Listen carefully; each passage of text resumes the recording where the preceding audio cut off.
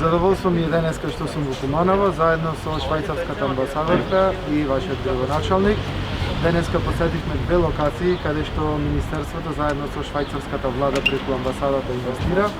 Тоа беше студентски ученичкиот дом, каде што инвестиравме 10 милиони денари за негово реновирање, комплетно реновирање и овозможивме ни подобри услови за сите дечиња кои што таму го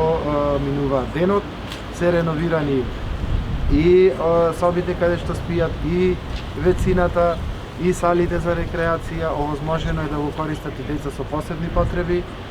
така да задоволство ни е што навистина инвестираме во најмладите после 50 години да се реновира. Исто така тука сме денеска пред овој супермаркет, бидејќи еден од поголемите проблеми не само на Куманово, туку и на сите урбани места, населени места, тоа е како да се справиме со отпадот, пластичен и алуминиумски, кој што сите ние секојдневно го произведуваме од тие конзерви, лубенки или пластични шишина. Заедно со североисточниот плански регион дојдовме до една солуција во 3 населени места во овој регион, тоа е во Куманово, во Липково, во Слупчане и во Крива Паланка, да наместиме ни вакви 3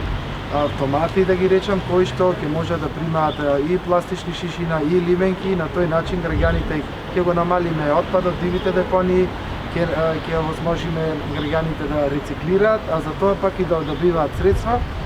кои што ќе може да ги користат во супермаркетите, во Рамстор, во Веро. Се надеваме дека и другите супермаркети во другите градови во државата ќе може да се вклучат во оваа акција на Пакомак и на Министерството и на амбасадата, за да можат граѓаните да користат на повеќе локации места каде што ќе го рециклираат отпадот. Една ваква машина е 10.000 евра, така да се надевам дека не само ние, туку ова иницијатива ќе ја применат и градоначалниците и од сопствените буџети ќе можат да набават вакви машини за да му овозможат на граѓаните да рециклираат, бидејќи екологијата е она што е многу важно покрај оваа ковид криза која што ќе заврши, меѓутоа еколошките проблеми ќе останат и ние мораме да ги решаваме.